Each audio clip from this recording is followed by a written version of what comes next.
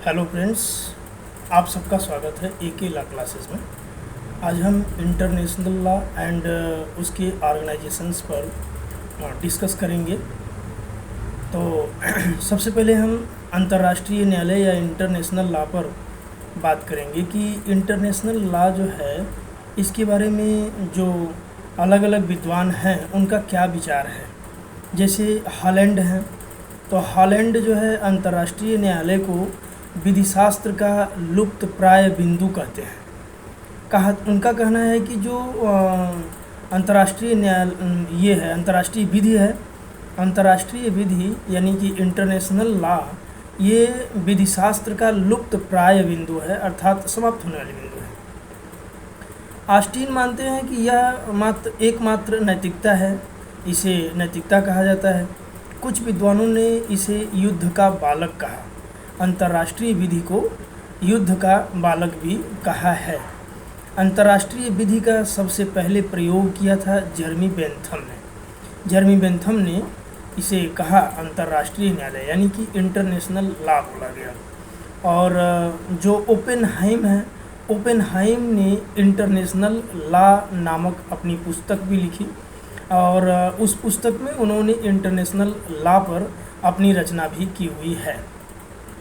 तो आइए हम अंतर्राष्ट्रीय न्यायालय के और भी अन्य विद्वानों के बारे में चर्चा करते हैं कि उन्होंने अंतर्राष्ट्रीय न्यायालय को क्या कहा। जैसे J.L. ब्रायरली का कहना है कि अंतर्राष्ट्रीय विधि जो है या अंतर्राष्ट्रीय जो नियम है, कानून है, उन नियमों तथा कार्य रूप में आने वाले सिद्धांतों का समूह है। उन नियमों तथा कार्य रूप में आने वाले सिद्धांतों का समूह है जो सभ्य राष्ट्रों के पारस्परिक संबंधों में बंधनकारी होता है। अर्थात सभ्य राष्ट्रों के संबंध को, पारस्परिक संबंध को बाध्यकारी करता है या बंधनकारी करता है, उसे बाध्य करता है कि वो आपस में पारस्परिक संबंध बनाए रखें। अंतर्राष्ट्रीय विधि को कुछ विद्वानों ने दुर्बल विधि भी कहा हुआ है।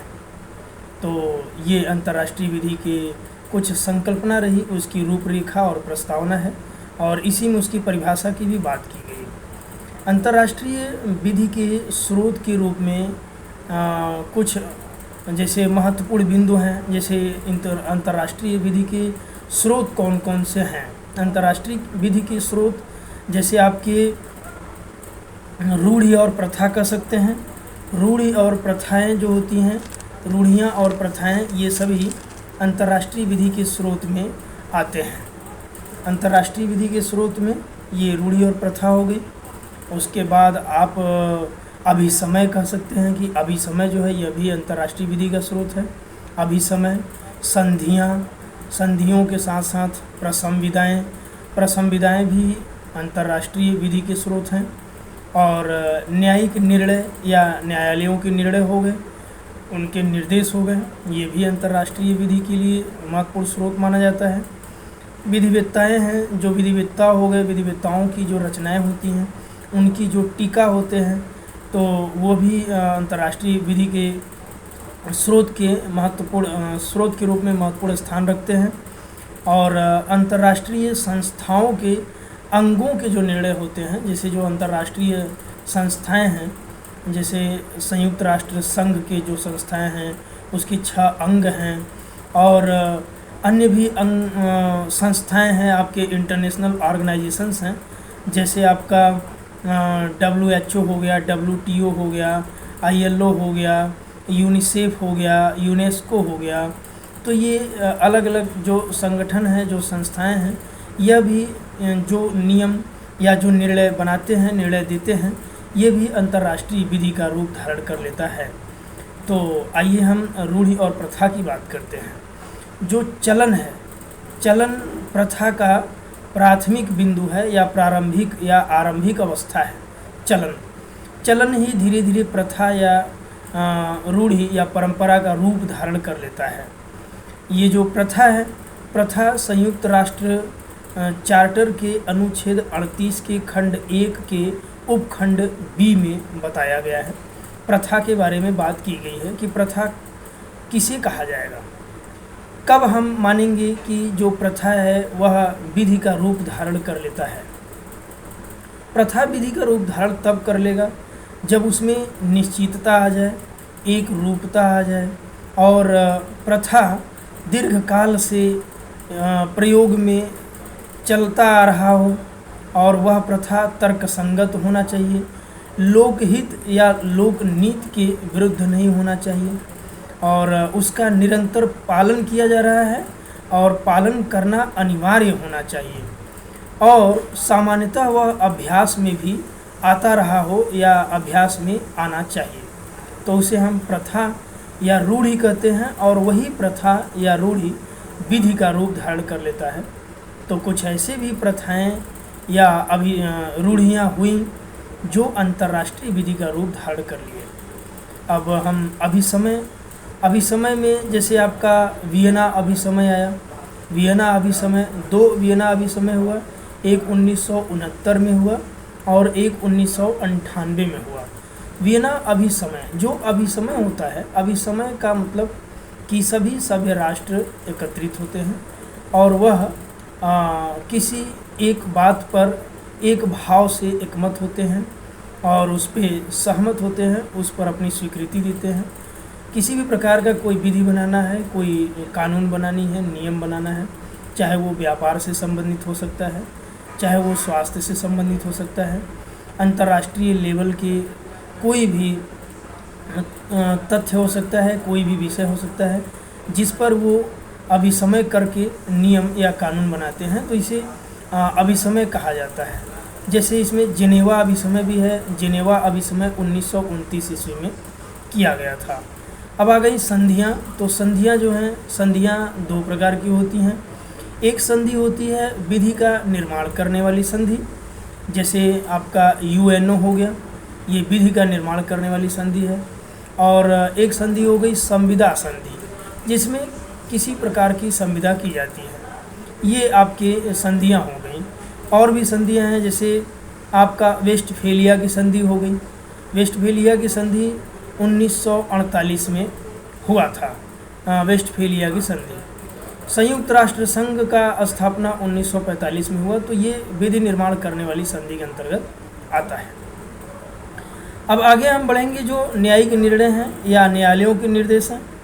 तो जैसे अंतर्राष्ट्रीय न्यायिक निर्णय भी हो सकते हैं, जो भी अंतर्राष्ट्रीय स्तर पे न्यायालय है, जैसे अंतर्राष्ट्रीय न्यायालय, न्याय का अंतर्राष्ट्रीय न्यायालय जिसका मुख्यालय हेग में है, द हेग, और राज्यों के भी न्यायालयों द्वारा जो निर्णय दिए जाते हैं, तो ये दोनों ही न्यायालयों, चाहे वो अंतर्राष्ट्रीय न्यायालय हों चाहे राज्यों के न्यायालय हों, इनके जो निर्णय होते हैं, इन निर्णयों को भी विधि के रूप में मान्यता प्राप्त होता है और इन्हें भी अंतर्राष्ट्रीय न्यायालय में या अंतर्राष्ट्रीय विधि में स्थान प्राप्त हुआ है।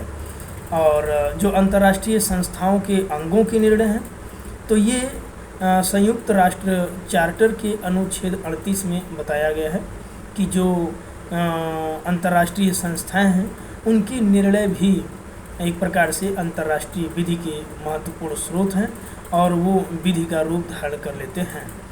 तो ये अंतर्राष्ट्रीय विधि के महत्वपूर्ण स्रोत रहे। अब हम आगे बात करेंगे कि अंतर्राष्ट्रीय विधि जो है, इसकी तर्क में कुछ विद्वानों का क्या मानना है। कुछ विद्वान मानते हैं कि जो अंतर्राष्ट्रीय विधि है ये वास्तव में विधि है, और कुछ विद्वान मानते हैं कि जो अंतर्राष्ट्रीय विधि है ये वास्तव में विधि नहीं है। तो सबसे पहले हम अंतर्राष्ट्रीय विधि वास्तविक विधि है इसके पक्ष में तर्क देते हैं या तर्क देंगे। पक्ष में तर्क देने वाले जो विद्वान हैं उनका नाम है स्टार्क।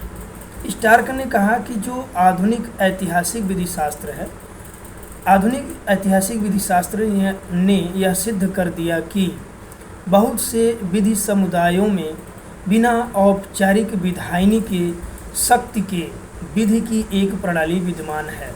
अर्थात जो अंतर्राष्ट्रीय विधि है उसमें बिना किसी औपचारिक विधायनी के जो शक्ति है वह भी एक विधि का रूप या विधि का प्रणाली विद्यमान करता है, जो राज्य की विधायनी द्वारा बनी विधायनी से भिन्न नहीं है। अर्थात जो राज्य की विधायनी विधि बनाती है उससे भिन्न विधि नहीं है।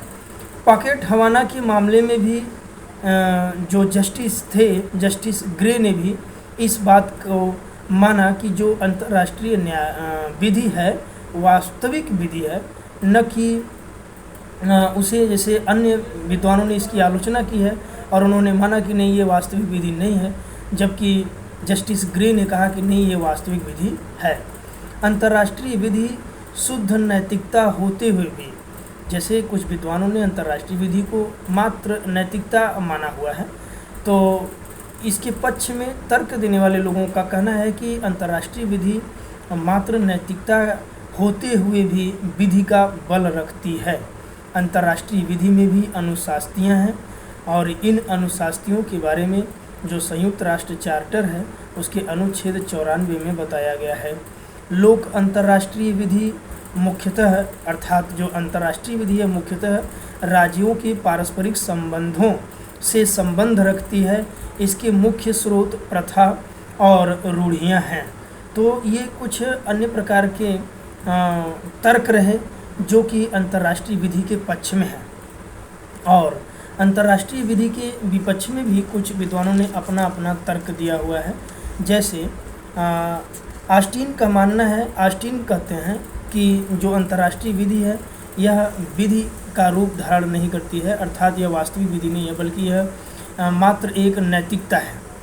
इनका मानना है कि जो राज्य की विधि होती है उसमें राजनीतिक सत्ता होती है और जो नागरिकों को विधि का पालन करने के लिए बाध्य करती है, जबकि अंतर्राष्ट्रीय विधि में ऐसी कोई राजनीतिक शक्ति नहीं है या राजनीतिक सत्ता नहीं है जिससे कि वह राष्ट्रों को बाध्य कर सके कि राष्ट्र उसका पालन करें। विधायनी संस्था का भी अभाव अंतर्राष्ट्रीय विधि में देखने को मिलता है। कार्यपालिका शक्ति भी नहीं है जो कि अंतर्राष्ट्रीय न्यायालयों द्वारा दिए गए निर्णयों तथा संधियों के प्रावधान को कार्यान्वित करा सके। अंतर्राष्ट्रीय विधि के विपक्ष में तर्क देने वाले जो विद्वान हैं उनका मानना है कि कार्यपालिका शक्ति न होने के कारण अंतर्राष्ट्रीय न्यायालयों के द्वारा दिए गए निर्णयों को कार्यान्वित करने में कमी होती है या कार्यान्वित करने का अभाव है। अंतर्राष्ट्रीय विधि में एक सक्षम न्यायालय का भी अभाव है। अंतर्राष्ट्रीय न्यायालय में अनुशास्ति का अभाव है, इसलिए यह कहा जा सकता है कि अंतर्राष्ट्रीय न्यायालय में अंतर्राष्ट्रीय विधि में जो अंतर्राष्ट्रीय न्यायालय है वह सक्षम न्यायालय नहीं है, क्योंकि उसके पास अनुशास्ति की शक्ति नहीं है, अनुशास्ति का अभाव है। चूँकि अंतर्राष्ट्रीय विधि में विधि प्रणाली के महत्वपूर्ण तत्वों का अभाव है, ऐसा माना गया है कि जो अंतर्राष्ट्रीय विधि है इसमें विधि प्रणाली के महत्वपूर्ण जो तत्व होते हैं उनका अभाव है।